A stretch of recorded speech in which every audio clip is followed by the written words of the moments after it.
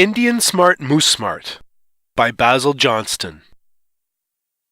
6 Moose Meat Point Indians, in 2 canoes, were returning home unhappy from an abortive hunting expedition at the far end of Porcupine Yellow Liver Lake. They were weary from several days of trekking through bush devoid of game, and hungry from a half a day of paddling on empty stomachs. The coming winter would be thin. "Hey, what's that in the water ahead?" asked Mattawaywash, Whistling Wind, lifting himself up straighter on his knees and pointing to a tiny object in the water a mile or so ahead of them. Everybody stopped paddling. All 6, 4 men and 2 women, squinted into the autumn sunlight made brighter by the rippling and dancing of the sun-drenched lake. They shaded their eyes to reduce the glare. What the object was they could not tell for certain, but they began to speculate. "Maybe it's a sea serpent," quavered Sweet Plum, Whistling Wind's wife. "Nah, don't think so. Ain't none around these parts," Whistling Wind assured her, continuing to look. "It's something big anyhow, and it's swimming," observed Thick Blanket, sitting down on his haunches. "Can't really tell until we get some closer." "Come on, paddle," Whistling Wind invited and encouraged his companions. He dipped his paddle into the water and strained. The others likewise paddled furiously. After a long period of fierce paddling, the moose meater's brows dripping with sweat halted for a breather. They all strained forward to attain a sharper glimpse of the object ahead. Aesayance, Little Shell, the oldest and keenest of eye in the group, drew in his breath. "There's 2 of 'em," he gasped in astonishment. "Either deer or moose. Can't tell. Too far away yet." "Come on, let's go. Paddle. What are we waiting for?" Whistling Wind commanded, plunging his paddle into the water and sending the lead canoe pitching forward. The moose meaters dug in their paddles, whisking the water backward in little sprays. No one spoke as the canoes knifed keenly through the waters. There was only the sound of heavy breathing and dip-swish, dip-swish. "Have a little rest," Whistling Wind suggested, setting his paddle across the gunwales and wiping his brow with his shirt tail. The others stopped paddling, breathing hard. "It's 2 moose!" Whistling Wind cried out triumphantly. "Meet tonight! Come on, don't stop!" The moose meaters resumed paddling at once. Nor did they pause until they drew up immediately behind the 2 great animals, male and female, which were swimming powerfully toward a point barely discernible in the distance. The female moose turned her head partway around and rolled an eye at them. She strained forward, the male following without glancing back. The Indians relaxed a bit, paddling less frantically. "I get the heart," Whistling Wind said, claiming the choicest morsel of moose innards. "I want the liver," shrilled Sweet Plum, whose ample proportions showed a connoisseur's appetite. And everyone claimed a part. The kidneys, a steak, a roast, a rump roast. No one would go unsatisfied. Mouths moistened and stomachs rumbled. "I'm tired. Why can't we get that moose to pull us?" asked Sleeping Water, in the second canoe. "Be damned! Never thought of that, me," Whistling Wind replied with excitement. "Hey, check and see. We got a rope in front?" Thick Blanket, sitting in the first canoe, rummaged around and found a rope some 25 feet in length. He showed it to Whistling Wind. "Make a lasso. We'll throw it around the moose's neck," Whistling Wind suggested. "Don't. You better not," Sweet Plum protested. "It's bad enough we're going to kill that moose. Don't have to make fun of him." "That's right," Aesayance agreed. "Bring us bad luck. Just leave him." "We're not going to make fun of him," Whistling Wind corrected. "We're just going to make him work. He's going to die anyhow. Might as well work." But Sweet Plum was not able to see the irrefutable logic of this. "I don't think it's right, me," she said, shaking her head morosely. "Lasso's ready," shouted Thick Blanket. "Okay, we'll move alongside the moose. You slip the lasso over the moose's antlers and then we'll drop back," Whistling Wind instructed. Turning around, Whistling Wind outlined his plan to those in the second canoe. "And when we get that rope on the moose, you guys gonna get a ride too. So you'd better throw us up another rope before we start. After that, the moose will go so fast you guys will never catch up," he finished. Consequently, the canoes were fastened together. "Okay, get ready," Whistling Wind yelled to Thick Blanket, who spread the rope with his fingers.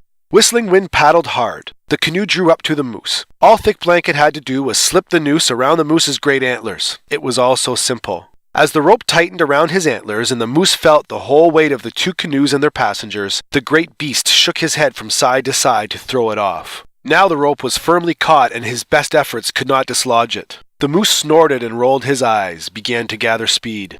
The canoes fell back the length of the rope. The moose meter sat back and relaxed. "Better watch out. Water's pretty shallow round here," Emmanuel Buckshot cautioned. "Many shoals." "No shoals around here," Whistling Wind retorted with a laugh. "Been fishing and hunting in these parts for years, and I ain't found none yet." "Better be careful," said Aesayance, looking over the side of the canoe.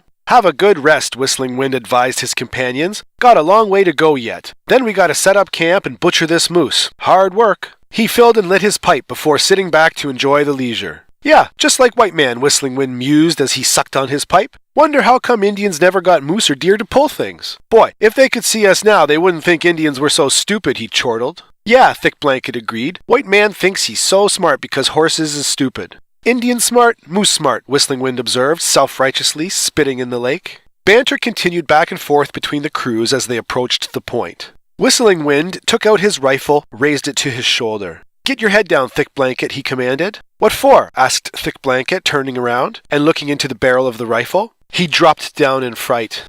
Just want to take a bead, Whistling Wind explained, squinting hard. Pow! Right through the head, he grinned and put down the rifle. Better get a knife ready to cut the rope pretty soon now. You duck when I tell you, okay? Thick Blanket gulped and nodded. Getting pretty shallow. I can see bottom, Emmanuel warned. Everyone looked over the side, fascinated. Hey, I can see some fish, Thick Blanket said ecstatically. Where? Where? Came the chorus. They peered down more closely. Distracted as they were, the hollow choomp caught them unaware. The canoe lurched forward in short, rapid jerks. The moose meters looked up in astonishment. The moose, water dripping from his antlers and flanks, had found footing, and was making his way swiftly to land. "Ee-ah!" screamed Sweet Plum. The moose tossed his antlers to shake off the rope and kicked his hind feet in the air, sending up sprays of water and mud into the face of Thick Blanket, who yelled out in shock. Cut the rope, Whistling Wind shouted. I can't see anything, Thick Blanket bawled, trying to wipe the muddy water out of his eyes. Shoot him, Assailants bellowed. But the moose was now galloping as best and as fast as he could, while pulling 2 canoes loaded with 6 Moose Meat Point Indians. Shoot him, Emmanuel Buckshot pleaded.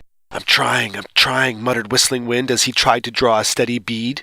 Thick Blanket's head jerked into the line of fire. Get your head out of the way, he commanded. Sit down, woman. Whistling Wind ordered Sweet Plum, who was trying to scramble out of the canoe in her panic. Both dropped down at once, Thick Blanket gripping the gunwales desperately, Sweet Plum emitting little moans of terror. The moose continued straight ahead. Whistling Wind straightened his back and drew an unsteady, wet bead on the beast, and the moose, as if sensing his execution was at hand, darted to the left. The bullet whined past his ear. He jerked. The canoe keeled over, dumping Thick Blanket and Sweet Plum unceremoniously into the water. At the sound of the shot, the moose had snorted in fright, kicked out his hind legs once, twice, 3 times, before increasing his speed. Whistling Wind had been deposited in the water along with Sweet Plum and Thick Blanket. He had done his best to keep the rifle dry, but had only succeeded in breaking the stock on the stony bottom of the lake. Now he could only sit and swear helplessly at the running moose. The occupants of the second canoe abandoned ship helter-skelter, yielding possession of the craft to the moose.